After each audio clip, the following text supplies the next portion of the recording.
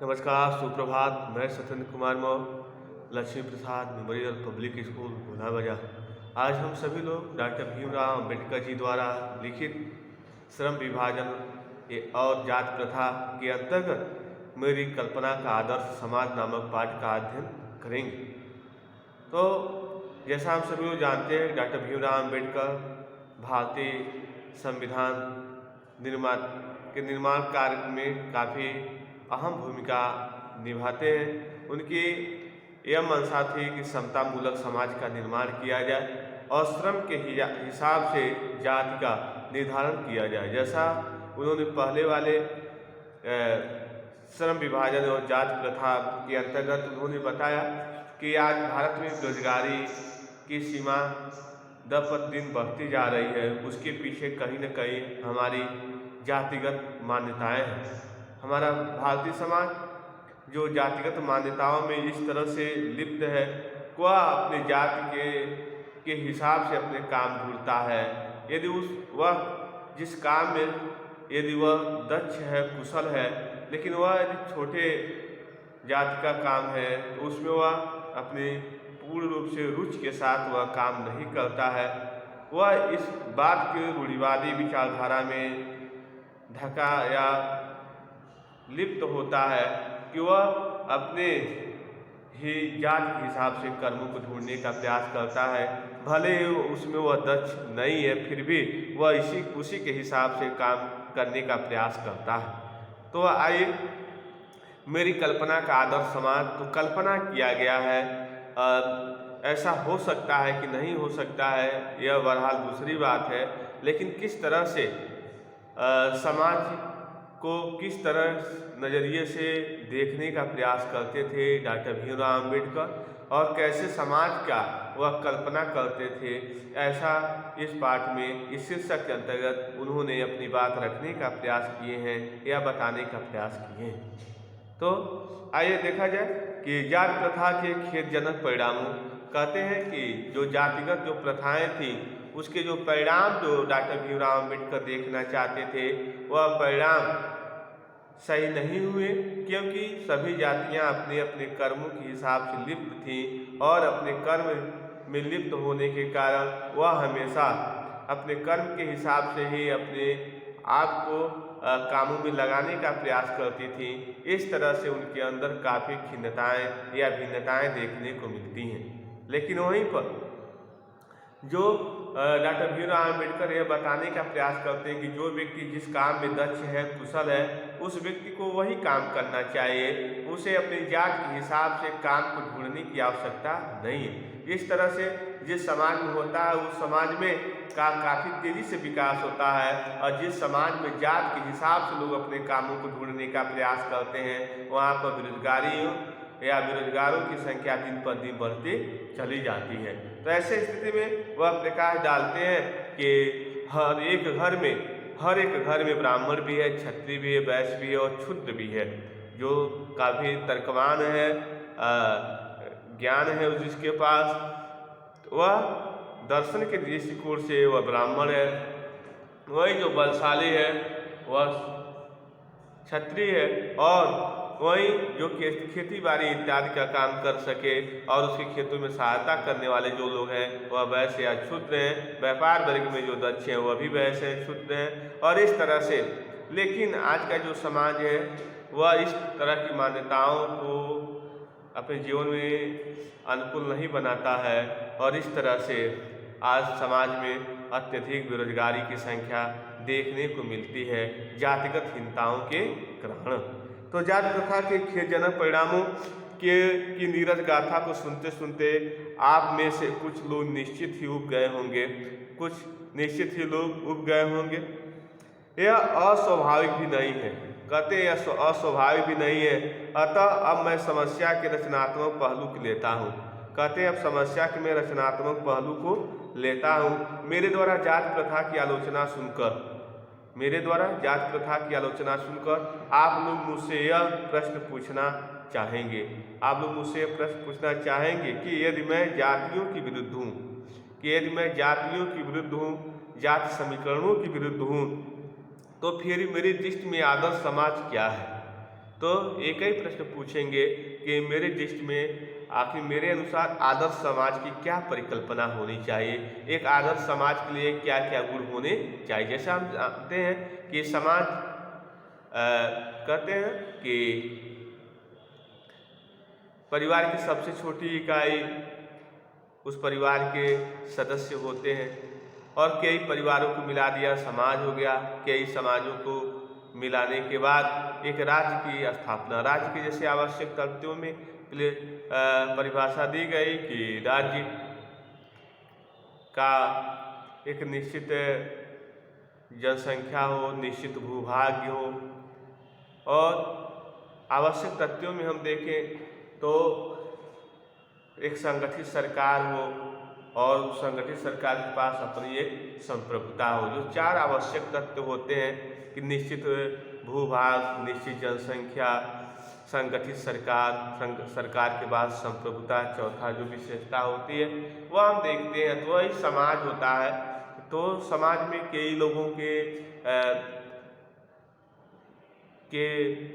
संगठित स्वरूप को हम समाज के रूप में देखने का प्रयत्न करते हैं। तो इस तरह से वो कहते हैं कि आप लोगों के मन में ये प्रश्न उठता होगा कि आखिर समाज की परिकल्पना क्या होती है, समाज के किन किन चीज़ों की आवश्यकता होती है, किन विशेषताओं का मानक कोई समाज पूरा करता है, तो उसको हम समाज के दृष्टिकोण से देखते हैं या समाज की कटघरे में रखते हैं। देखिए क्या है आदर्श समाज, क्या है, ठीक है। यदि ऐसा पूछोगे तो मेरा उत्तर होगा, यदि ऐसा पूछोगे कि आदर्श समाज क्या है तो मेरा उत्तर होगा मेरा आदर्श समाज जो होगा वह स्वतंत्रता होगी उसके अंदर। उस आदर्श समाज में रहने वाले लोग सभी लोग क्या होंगे, स्वतंत्र होंगे। लेकिन वह यह भी कहते हैं कि स्वतंत्रता की यह बात नहीं है कि आप एकदम स्वतंत्र हो गए, जो चाहे वह नैतिक हो चाहे अनैतिक हो, दूसरे व्यक्ति के स्वतंत्रता में आप बाधा नहीं डाल सकते। आप इस तरह से नहीं स्वतंत्र है कि दूसरे को आप अधिकारों का हनन कर सकते, दूसरे को गाली दे सकते हैं या अनाप शनाप कर सकते हैं, वहाँ तक आपकी स्वतंत्रता नहीं। आप अपनी विचारधारा को एक मर्यादित भाषा में रखने के लिए स्वतंत्र होते हैं। आप संगोष्ठी कर सकते हैं, अपने विचारों को लोगों के सामने रख सकते हैं, न कि दूसरे के लोगों का खंडन कर सकते हैं। और ऐसा आप कुछ नहीं करेंगे कि जिससे दूसरे व्यक्ति की स्वतंत्रता का क्या हो जाए, पतन हो जाए या हनन हो जाए। तो इस तरह से कहते हैं हमारा समाज के लोग स्वतंत्र हों। आदर्श समाज की परिकल्पना में वो कहते हैं कि मेरा आदर्श समाज स्वतंत्रता है, समता हो, सबके अंदर समानता हो, चाहे वह ब्राह्मण हो, क्षत्रिय, वैश्य हो, शूद्र, सबको समान अधिकार प्राप्त हो। यह नहीं को बड़े हैं तो उनको ज़्यादा अधिकार और छोटे हैं तो उनको, इस तरह से नहीं तो समाज में शोषण का जो यह है वह बढ़ता चला जाएगा दिन पर दिन। और इस तरह से वह कहते हैं कि समाज में जो समता होनी चाहिए, एक समता मूलक समाज की परिकल्पना कौन कर रहे हैं, डॉक्टर भीमराव अम्बेडकर जी कह रहे हैं कि एक समता होनी चाहिए, समाज में एक समता की स्थापना होनी चाहिए, सभी लोगों के अंदर समानता होनी चाहिए, समान जो अधिकार होने चाहिए। जैसे भारतीय संविधान में चाहे राजनीतिक हो, सामाजिक हो, बौद्धिक हो, धार्मिक हो, सभी प्रकार के समानता के अधिकार सभी लोगों को देने का प्रयास किया गया। अनुच्छेद 14 से 18 के बीच में समानता का अधिकार, समता हो, भ्रातृता हो, और इतना ही नहीं एक दूसरे से भ्रातृता अर्थात भ्रातृ प्रेम हो, अर्थात एक भाई जैसा प्रेम हो, अर्थात चाहे वो किसी कास्ट का हो, किसी भी जाति का हो, किसी भी धर्म या संप्रदाय का हो, किसी भी मजहब का हो, उसके अंदर एक दूसरे के प्रति क्या होनी चाहिए, भ्रातृता होना चाहिए, भ्रातृत्व प्रेम होना चाहिए। आगे कहते हैं पर आधारित होगा, यह ठीक नहीं है, यह ठीक नहीं है। भ्रातृता था भाईचारे में किसी को क्या आपत्ति हो सकती है। कहते हैं यदि भ्रातृता हम कह दिए, भ्रातृत्व प्रेम कर दिए तो भाईचारे में क्या आपत्ति है। यदि हम एक ही समाज में रहने वाले लोग हैं, एक ही समाज में हम लोग जीवन यापन कर रहे हैं, और ऐसी स्थिति में हम लोग भले ही अलग अलग जात, धर्म, मजहब, कास्ट के हैं, लेकिन फिर भी हमारे अंदर वह भ्रातृत्व प्रेम दिखाई देना चाहिए। इसमें हमने क्या गलत कर दिया। और इस तरह से डॉक्टर भीमराव अम्बेडकर जी अपनी बातों को समाज के लोगों के बीच में समाज के द्वारा उठे हुए प्रश्नों का उत्तर देते हुए वह कहते हैं कि मेरे हिसाब से जो आदर्श समाज की जो परिकल्पना है उसमें स्वतंत्रता है, समानता है, भ्रातृत्व का प्रेम है। और इस तरह से आगे बताते हैं किसी भी आदर्श समाज में इतनी गतिशीलता नहीं होनी चाहिए जिससे कोई भी वांछित परिवर्तन समाज के एक छोर से दूसरे छोर तक संचालित हो सके। कहते किसी भी समाज में ऐसा कोई भी वांछित परिवर्तन नहीं होना चाहिए कि समाज के जो सभी इकाई हैं, इकाई कौन है? समाज में रहने वाला हर एक व्यक्ति समाज का इकाई है। इकाई मतलब सदस्य। तो हमें इस तरह का कोई ऐसा परिवर्तन नहीं कर देना चाहिए कि समाज की सभी जो इकाइयाँ हैं वो तितर बितर हो जाए, सब एक दूसरे से अलग अलग हो जाए। यदि समाज में सभी लोग एक दूसरे से अलग थलग हो जाएंगे तो ऐसे स्थिति में समाज में जो अपनत्व की भावना है, समाज में जो एक दूसरे के प्रति जो लगाव की भावना है वह हमें कहीं न कहीं देखने को नहीं मिली। तो कहीं कहीं हम एक दूसरे से अलग होते जाएंगे और जिस समाज में एक दूसरे से लोग जुड़े नहीं हैं, अलग अलग दृष्टिकोण रखने वाले हैं, वह समाज के लोग उस समाज के विकास में अपना पूर्णतः योगदान नहीं दे पाते हैं। इस तरह से जिससे कोई वांछित परिवर्तन समाज के एक छोर दूसरे से संचालित न हो सके, ऐसे समाज के बहुविधि हितों में सबका भाग होना चाहिए। ऐसे समाज में जितने भी हैं लोग, सबका अहम योगदान होना चाहिए और सबको उनकी रक्षा के प्रति सजग रहना चाहिए और सबको समाज के सबकी रक्षा के लिए सबका उत्तरदायित्व होता है और सभी लोग दूसरे की रक्षा के लिए सजग रहें या उनकी सुरक्षा के लिए, उनकी रक्षा के लिए, उनके उत्थान के लिए, उनके विकास के लिए वह पूरा अवसर लोग प्रदान करें, न कि दूसरे के अपना महत्वाकांक्षी न बने कि अपने ही लिए बस अवसर खोजे, अपने विकास के लिए बस अवसर खोजे और दूसरे के विकास के लिए वह एक अवसर न दे। अर्थात इस तरह का समाज में नहीं होना चाहिए। सबको अपनी रक्षा के लिए सजग रहना चाहिए। सामाजिक जीवन में अबाध संपर्क के जो सामाजिक जीवन है उसमें अबाध जो संपर्क के अनेक साधन अवसर उपलब्ध होने चाहिए। जो सामाजिक जो जीवन है उसमें अबाध संपर्क के अनेक साधन भी होने चाहिए और अवसर उपलब्ध रहने चाहिए। तात्पर्य यह है कि दूध पानी के मिश्रण की तरह भाईचारे के वास्तविक स्वरूप, जैसे कहते हैं कि जिसमें दूध में पानी मिश्रण हो जाता है एक दूसरे का पता नहीं चलता है, दोनों अलग अलग है, पानी अलग है, दूध अलग है, दोनों का वैल्यू भी अलग अलग है, मूल्य भी अलग अलग है। उसी तरह से समाज में भी भले आप बड़े हैं छोटे के साथ, लेकिन हमेशा इस बात को आपके अंदर होना चाहिए कि जिस तरह से दूध पानी में विलय हो जाता है या पानी दूध में विलय हो जाता है अवसर आने पर, उसी तरह से हमें भी अपने जीवन में हमेशा समतामूलक समाज स्थापित करने के लिए हम एक दूसरे में सहयोग करें। अर्थात विलय की नीति और विलय की हमारी जो सोच है वह बननी चाहिए। और इसी का दूसरा नाम है लोकतंत्र। जिस समाज में एक दूसरे में लोग विलय होना शुरू हो जाएंगे, एक दूसरे के अधिकारों का सम्मान करना शुरू कर देंगे, वहीं से शुरू होगा लोकतंत्र। वहीं से क्या शुरू होगा? लोकतंत्र। और जब वहीं से लोकतंत्र होगा तो लोकतंत्र जैसा हम सभी लोग जानते हैं कि लोकतंत्र आज की जो शासन व्यवस्था है उस शासन व्यवस्था में सबसे अनोखा यदि कोई शासन व्यवस्था है तो वह है लोकतंत्र। दो शब्दों से मिलकर बनता है लोकतंत्र। और इस तरह से लोकतंत्र दो शब्दों से मिलकर बनता है। लोक मतलब होता है जनता और तंत्र मीन्स होता है शासन। ऐसी शासन व्यवस्था जो जनता के द्वारा, तो ऐसी शासन व्यवस्था जिसका निर्माण किसके द्वारा होता है? जनता के द्वारा होता है। इसको हम लोकतंत्र के नाम से जानते हैं। इस लोकतंत्र में की दूसरी जो विशेषता है कि लोकतंत्र में यह कहा गया कि लोकतंत्र जनता के लिए, जनता द्वारा, जनता के द्वारा शासन व्यवस्था है। तो इस तरह जनता का जनता के लिए और जनता द्वारा शासन व्यवस्था। इस तरह से लोकतंत्र में जो अंतिम जो शक्ति है वह जनता में निहित होती है। जनता जिसको चाहे उसको उच्च पदों पर बैठा सकती है और पुनः मतदान के दौरान वह उच्च पदों पर बैठे हुए लोगों को नीचे बैठा सकती है। और इस तरह से जनता जो होती है वह लोकतंत्र के में एक मजबूत कड़ी का काम करती है। तो कहते हैं लोकतंत्र, क्योंकि लोकतंत्र केवल शासन की एक पद्धति नहीं है। कहते हैं कि हमें यह नहीं समझना चाहिए लोकतंत्र बस एक शासन की पद्धति है। क्यों नहीं समझना चाहिए?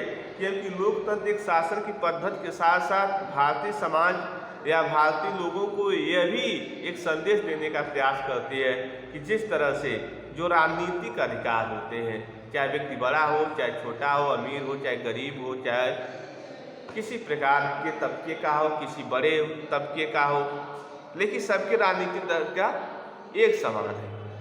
सबके मत का जो वैल्यू है एक ही है।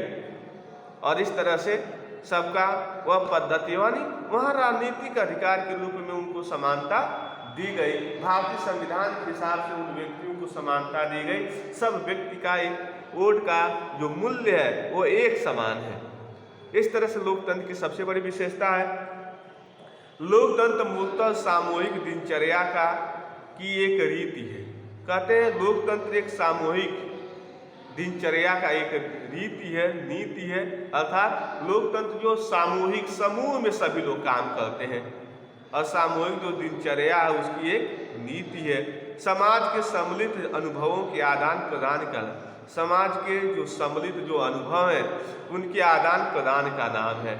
और इस तरह से लोकतंत्र में जो सामाजिक स्तर है और सामाजिक स्तर के हिसाब से लोकतंत्र में लोग अपने मतों का प्रयोग करते हुए और एक सुदृढ़ और मजबूत लोकतंत्र की स्थापना करते हैं। और इस तरह से एक सुदृढ़ लोकतंत्र की स्थापना करने के बाद लोग अपने मतों को किस तरह से रखते हैं वह हमें देखने को मिलता है। अनुभव का आदान प्रदान करना में इससे आवश्यक है कि अपने साथियों को श्रद्धा और सम्मान का भाव रखें।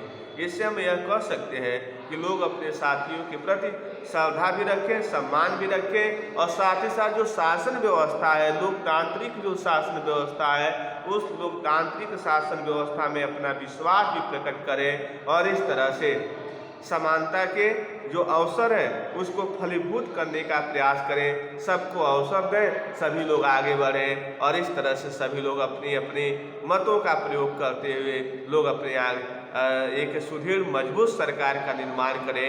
जो सरकार उनकी उपेक्षाओं करे, उनकी अपेक्षा पर काफ़ी खरे उतरे और उसके क्षेत्र का और उस राज्य का सर्वांगीण विकास करने के लिए उनके प्रतिनिधियों के द्वारा अहम योगदान दिया जाए, अहम कदम उठाए जाए। इसी प्रकार स्वतंत्रता पर भी क्या कोई आपत्ति हो सकती है? क्या स्वतंत्रता पर कोई आपत्ति हो सकती है? गमनागमन की स्वाधीनता, गमनागमन नहीं, एक जगह से दूसरी जगह जाने की स्वतंत्रता। आप दिल्ली जाए, बम्बई जाए, गुजरात जाए, कलकत्ता जाए, बनारस जाए, किसी प्रकार की सरकार के द्वारा किसी प्रकार की मनाही नहीं है। स्वाधीनता है, जीवन और शारीरिक सुरक्षा की स्वाधीनता। आप जीवन जिस तरह से चाहे जिए, गृहस्थ जीवन, वानप्रस्थ जीवन, सन्यासी जीवन, जो जैसे चाहे उसमें भी सरकार के द्वारा किसी प्रकार की आपत्ति नहीं है। शारीरिक सुरक्षा, किस तरह से अपने आप को सुरक्षित रख सकते हैं, किस तरह से आप अपनी दिनचर्या को फलीभूत कर सकते हैं, उस पर भी सरकार के द्वारा किसी प्रकार का अंकुश नहीं। अब तुम शायद कोई स्वतंत्रता का विरोध करे, शायद ही आपकी स्वतंत्रता कोई विरोध करे। इसी प्रकार संपत्ति के अधिकार, संपत्ति रखने का भी अधिकार आपको प्राप्त है। जीविकोपार्जन के लिए आवश्यक औजार और सामग्री रखने का अधिकार और जीविकोपार्जन के लिए, जीविकों को चलाने के लिए आवश्यक औजार और सामग्री रखने का भी अधिकार है। शरीर को स्वस्थ रखा जा सके, किस प्रकार से शरीर को स्वस्थ रखा जाए, उसके समुचित उपाय जो है उसको आप अपने जीवन में अपना सकते हैं।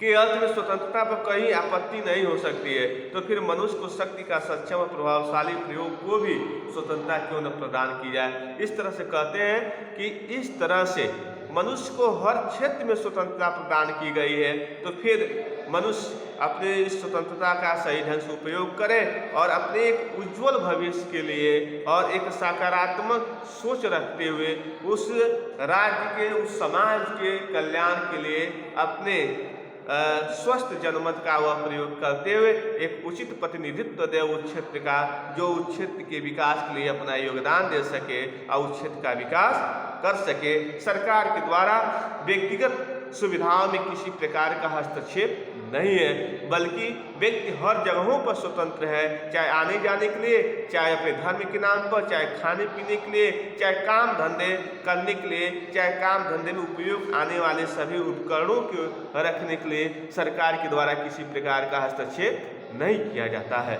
तो आज इतना ही। अगले दिन हम आपको बताएंगे किस तरह से डॉक्टर भीमराव अम्बेडकर आदर्श समाज की जो परिकल्पना है उसको और ज़्यादा वह देखने का या उसको और ज़्यादा फलीभूत करने का प्रयास करते हैं।